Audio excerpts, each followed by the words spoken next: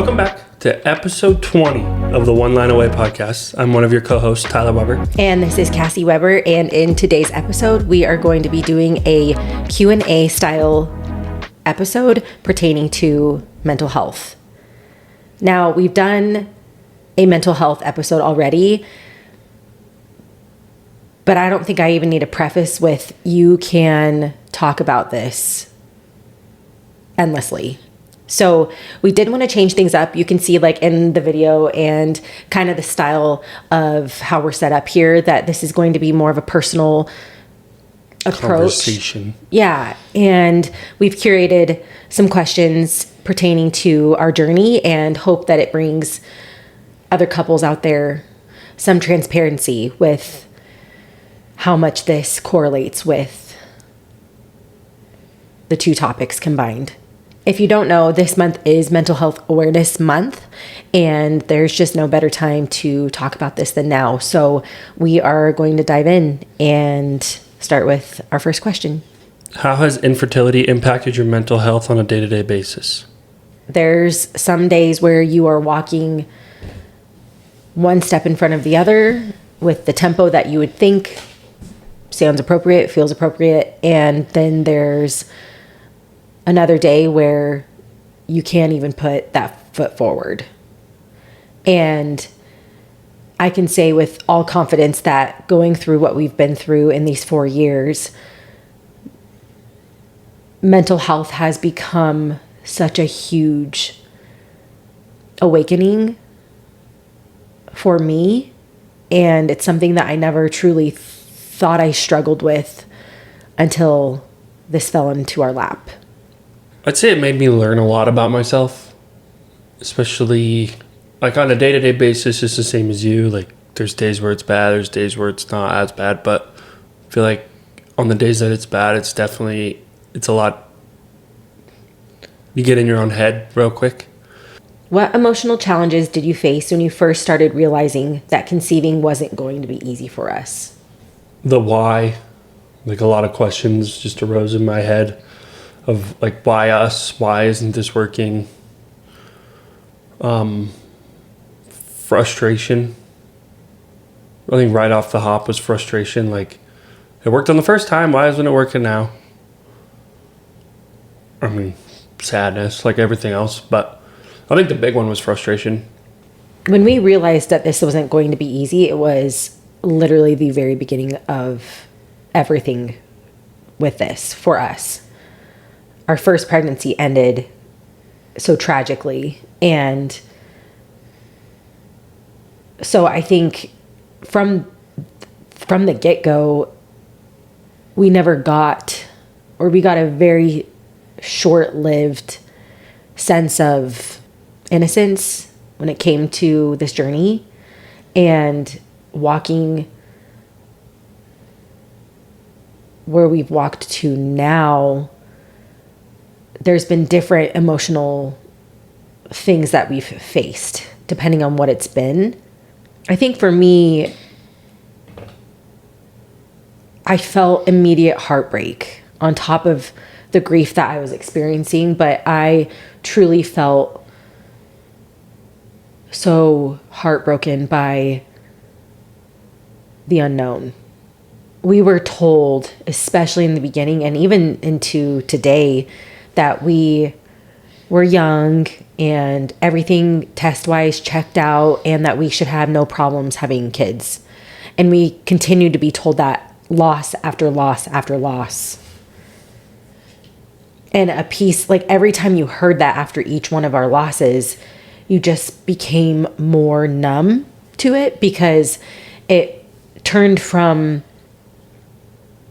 having so much hope in cycle by cycle to not knowing if you'd ever actually experience that again. How did infertility affect your relationship? Did it bring you closer or did it create distance at times? I think both are true. Overall, we've definitely become so much stronger than I thought was possible for us. I do think that we have never been tested like we've been tested in this before.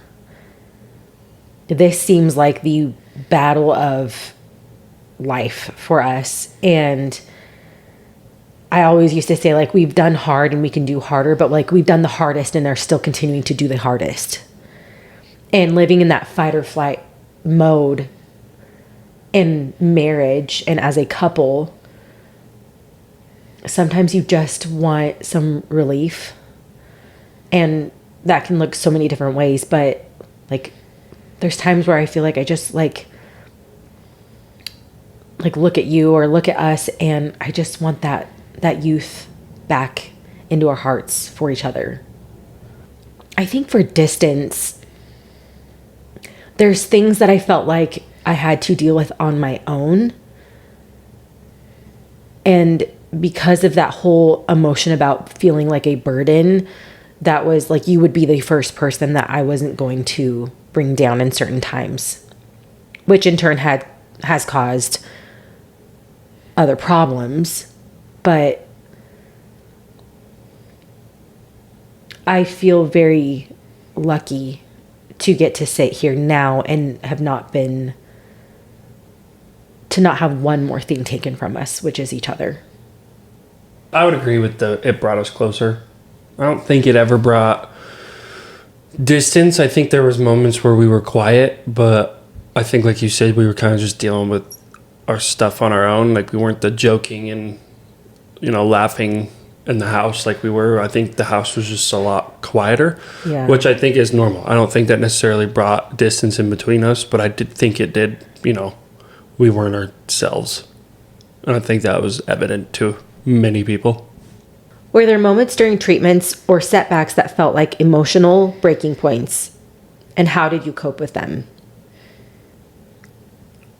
A lot of the IVF for me was breaking points.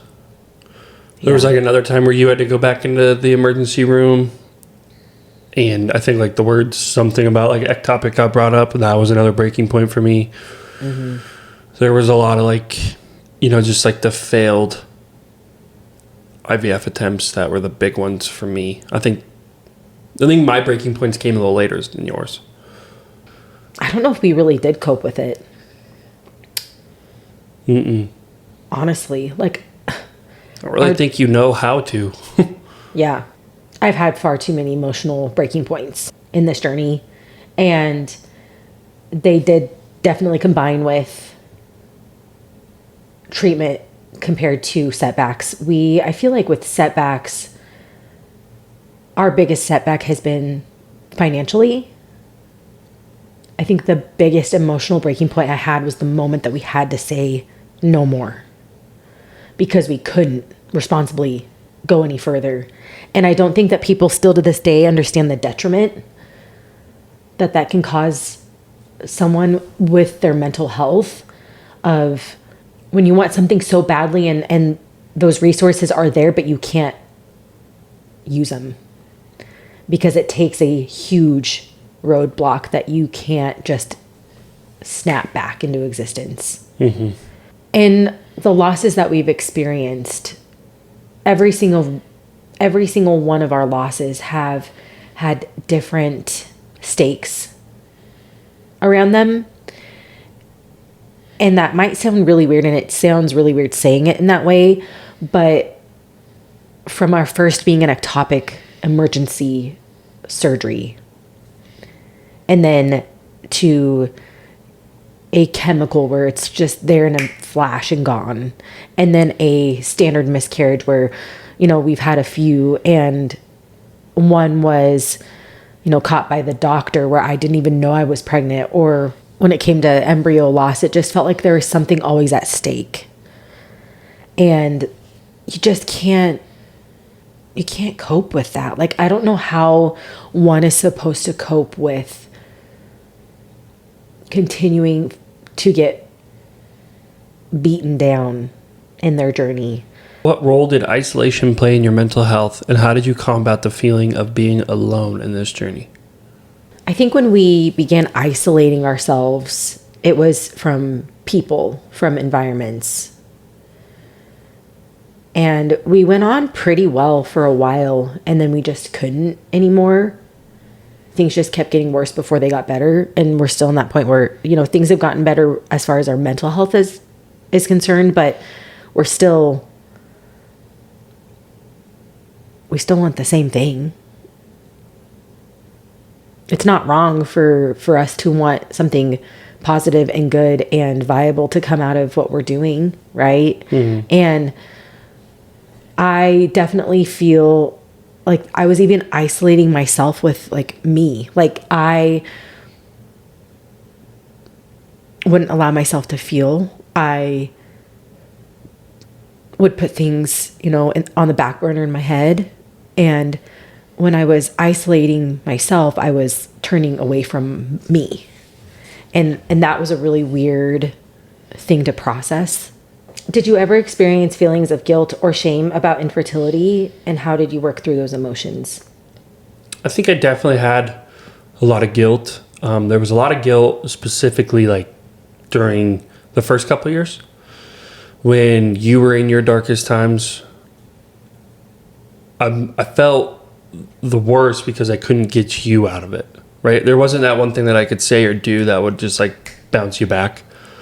It was more like I would try to do something and you'd still be in it, and I just felt terrible. Like I couldn't do anything on any side of it, whether it was, make you feel better or obviously make us have a baby. But as for like shame, I would say I had a lot of shame probably in like the more of my darker days. I just was just kind of like embarrassed and, like we don't have a kid yet. So, why isn't this working? All the questions what does that say about us? Yeah. Well, it was just all the questions that you always have. I think guilt and shame still follows me. In the moment when we were doing treatment in any way, shape, or form, the guilt came on when cycle day 1 came. You're like, well, what did I do wrong? Or did I not take this the certain way? Or did we not do it right? Like you just start like making yourself crazy. Mm-hmm. And so that really followed me. And then shame is one of those that has continued to be a very it's pressed forward in my brain. I definitely feel like working through these emotions, a lot of my healing has come from the podcast. And I think if you're someone who that's not somewhere where you can put that, I feel like finding that sense of community and understanding when you know that you can go to someone or go to a support group that makes you feel normal in your inadequacies. And I definitely have that so much more now than I did before, but I also wasn't allowing myself to receive that type of support. How did you manage the anxiety and uncertainty that comes with waiting for test results or IVF cycles? That's a crazy question. I don't know. That's one of the hardest parts about that whole... I don't know if it ever gets easier. Yeah. That part to me feels very impossible. You can definitely keep yourself quote unquote busy. You can read books, you can watch TV, movies, you can make yourself so busy that you're not able to even process certain things. But with specific treatment, there brings a time where you aren't able to do much. And in those times, I really needed those things that would keep my mind from going places, but no one can do that 100%. I don't know anyone who has been able to do that 100%. And to this day, that's one of the hardest parts about specifically IVF is that waiting period. And I remember there was times when with one of our transfers that I had already known it hadn't been successful, and I was waiting for that call, knowing what it was going to be. And that's just something that you cannot prepare yourself for or even recover from. As someone who already has anxiety, you spike your anxiety by worrying about being anxious in this whole journey. And then you feel the shame and the guilt that you allowed your body to be in fight or flight, which meant that that's why things were unsuccessful. And that eats you alive. And it'll eat me alive for the rest of my life. Like you said, you could try to watch a movie or go golf or whatever. Then I feel like the first thing you see in the movie is a pregnant person or something. Yeah. You know? And then you're just like, well, this movie's ruined. That is what's crazy too, is in our season that we're in now, everything you see and everywhere you go, it's so loud. Mm-hmm. If it's just the kids or the pregnancies or... It's like amplified. Yeah. What mental health strategies helped you stay grounded during the tough moments? Early on, nothing, because I didn't have them yet. Later on, it's keeping myself busy. Or, praying was one. Putting myself in different situations was another. Meaning going to hang out with friends or doing something. Golfing. Yeah. But yeah, early on, never really had gone through something like that in a sense. So finding out the mental health struggles were really different, and trying to figure out obviously how to cope with them was way different. Faith was definitely a big one. That definitely helped me feel grounded. Aside from that, I know this sounds weird, but I was feeding my body so much. I was feeding my body a lot of vitamins and supplements and herbs and all of that. And I do think that was something that definitely I know had positive effects on my mental health. And it probably made you feel like you were taking steps in the right direction. Yeah, I think anything in this journey that makes you feel like you're rewarding your body or rewarding yourself for whatever is to come can definitely help with what might be behind that door, whether it's good or bad. Have there been triggers such as pregnancy announcements or baby showers that worsen your mental health, and how did you deal with them? Yeah. Yep, and yep, and yep, and yep. That one's one of the, those things are some of the biggest detriments to someone's mental health when they're in the trenches of battling through infertility struggles and loss. In the beginning, I had so much hope, and I hadn't been beaten down so much until it became my truth that that's what was going on. I felt like I could turn things off easier than when it got longer into our journey. Because you just didn't expect to be sitting where we're sitting now. It's that naiveness. Like, no one's supposed to be going through this long. It's not meant to be this way. But now that that's been our truth, things are way harder, and boundaries are so much more important, but also just equally as hard to set. Doesn't matter. We have gone back and forth to how to handle certain things like these. And we definitely haven't done it right. There's been times where we've forced ourselves to go because we've put other people in front of us because of expectations that were put on us, or even just pressure on ourselves. And then there's been other times where we've maybe pressed the brakes too soon and maybe would have gotten something out of going. So I do think that in the moment you have to do what feels best, and what, with this whole consequence thing, like picking and choosing the healthiest consequence that you can deal with in that moment in your journey.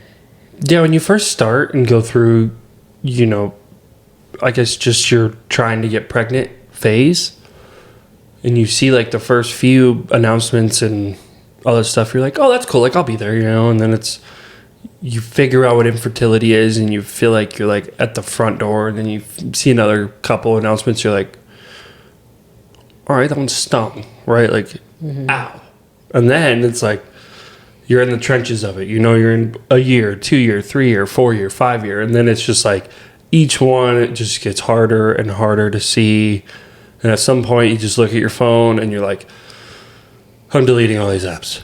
as you said, like, it's just when you're in the trenches of it and you see that and you're just like, oh my gosh, what is rock bottom? I am here. I don't know. I think you can't just say that you're not going to be on social media, because like social media, punishment too. Social media is a part of our life, but yeah, I would say you just have to believe and have to just have faith that you're going to have yours. You're going to have your posts. People are going to be seeing your posts. Yeah. I know. What advice would you give to others currently struggling with infertility, especially when it comes to mental health and emotional well-being? If you're in it and you're battling through it, we don't have the end-all be-all saying that's just going to get you out of it. Because we get it. It's a process. It will always be a process. Especially if it's your first time. But do anything you can and just keep your mind busy. Get yourself out of it. Hold on. I've said it multiple times. Hold on to the people you love. There's people that will be there for you, that will always be there for you. And, maybe it's that vulnerable text message just saying like, hey, can you come over and just hang out with me? Right. Or for me, it was, I wanted to be alone, but maybe it was, hey, let's go golfing, or hey, let's go fishing, or hey, let's go do something. We get it if you're in it. And if it's reaching out to someone who's been in it like us, that's fine. But I wish I had that all be all save awesome sentence that I could tell you that is just like snaps you out of it, but it sucks.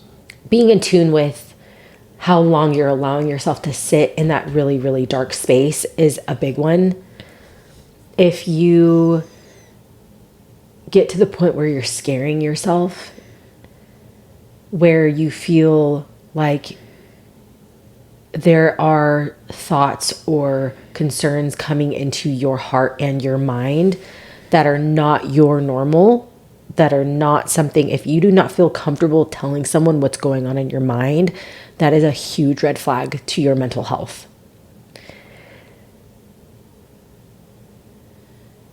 I should have waved my white flag much sooner in so many times in our journey. And I'm still learning that, right? Like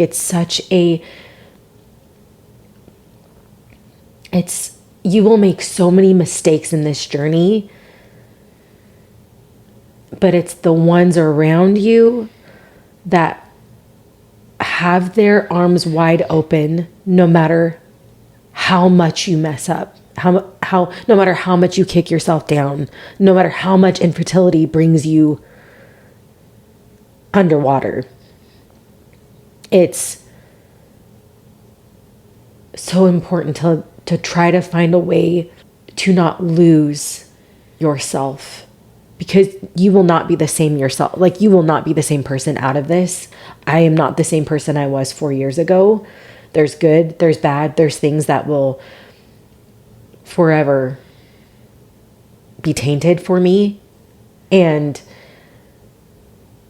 who knows what that looks like 10 years down, 20 years down, 30 years down. But definitely a big one for me is, if I could tell anyone anything, is to be careful with who you share your vulnerability to, but don't allow that to take away from actually taking that step forward and risking that. Because yes, I have made so many wrong moves, but the right moves I've made have been so much louder than the bad ones.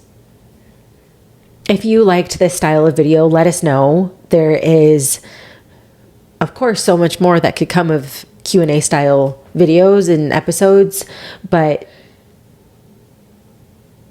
mental health is a big one. And we hope you enjoyed listening today, just kind of feeling like it's more laid back and as if you were sitting with us having a cup of coffee. Thanks for tuning in, guys. We'll see you next week.